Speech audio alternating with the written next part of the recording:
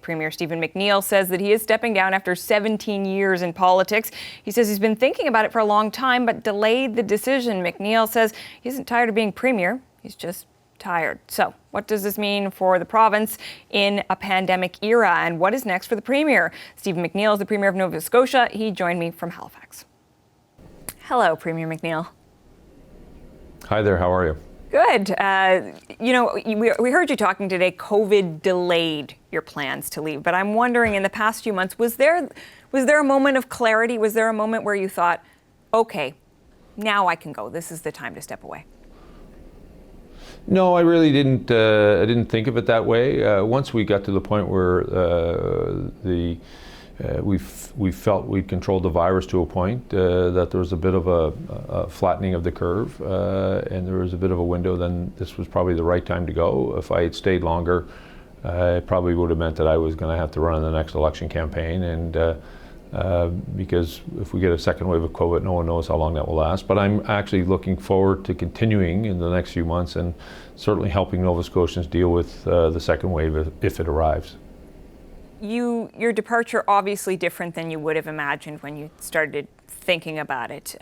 So much has happened over the past few months. I mean, you talk about COVID, but obviously many Canadians can reflect on the hardship your province has gone through, the mass shooting in particular. I wonder, has all of that made you a bit more reticent about leaving, or do you really feel like you need a break? You need time away after everything you've gone through in the last few months? No, it was, the decision was made before all of that, but I will tell you, there's been a lot of sadness here.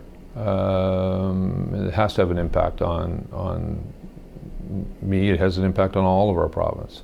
But we've certainly appreciated the support we've received outside of Nova Scotia, across the country and around the world. And I'll still be here. And my hope is that the legacy of COVID and the legacy of what's happened for us will not be defined by the virus or the terrible shooting, but it will be defined by the kindness that Nova Scotians have shown one another. And I hope that's the legacy coming out of this for us in the next years to come. Kindness matters. While we may disagree on certain issues, and we can have those disagreements, being kind to one another goes a long ways. I hear you talking about the fact that you will still be around. There's sort of a message of reassurance, it seems to me, that you're trying to offer there. I wonder, though, did you hesitate, knowing that a second wave could very well be on the horizon? Did you hesitate to put someone who will be new to being the Premier into such a challenging role? Listen, we have great public health people. I mean, my thought was, to be honest with you, that I had to weigh the consequences of your question. Do we put someone else in the leadership role? But I also think I'm humble enough to know that there are other people who can lead. This will be their opportunity.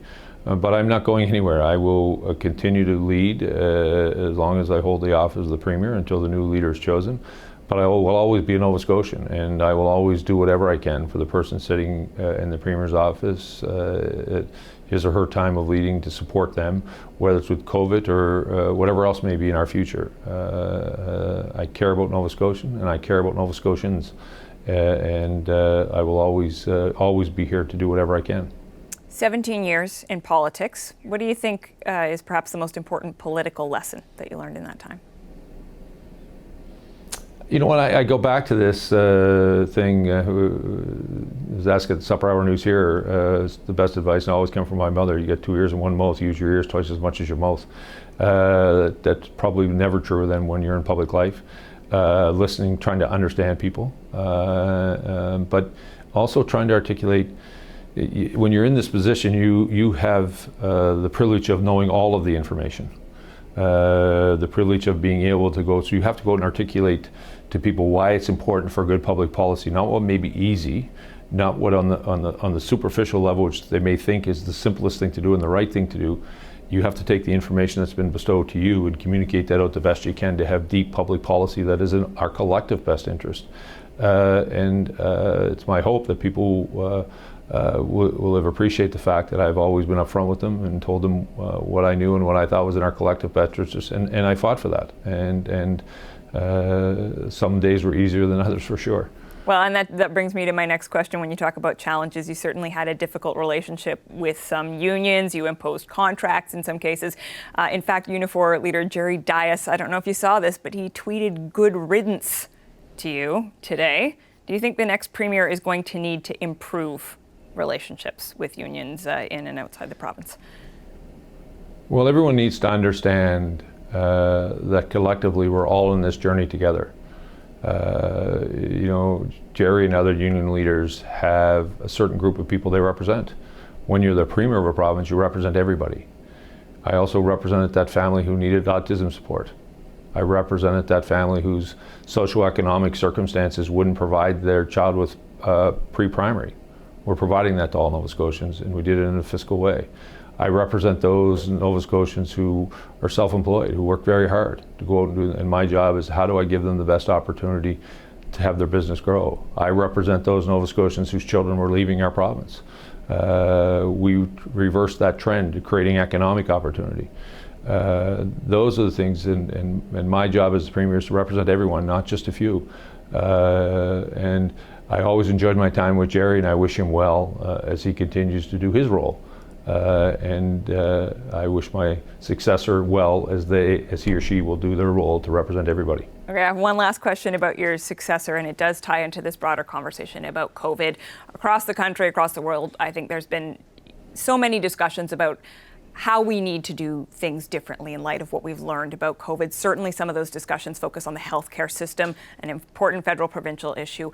I wonder what you hope to see moving forward, even as you step away from this role, in terms of how we imagine the federal-provincial relationship and improvements that need to be made to the healthcare system.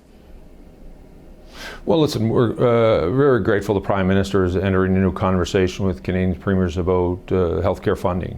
What does a new formula look like? We'll do that in the fall. I'll still be here for those conversations. I think one of the things that we all need to understand is COVID is with us, will be with us for a long time. How do we live with it? And it's ever changing. Listen to the science. When this pandemic hit Nova Scotia back in March, there was a belief that asymptomatic people couldn't pass on the virus. Well, we now know that's not true. And it's ever changing as the facts we know around this virus change.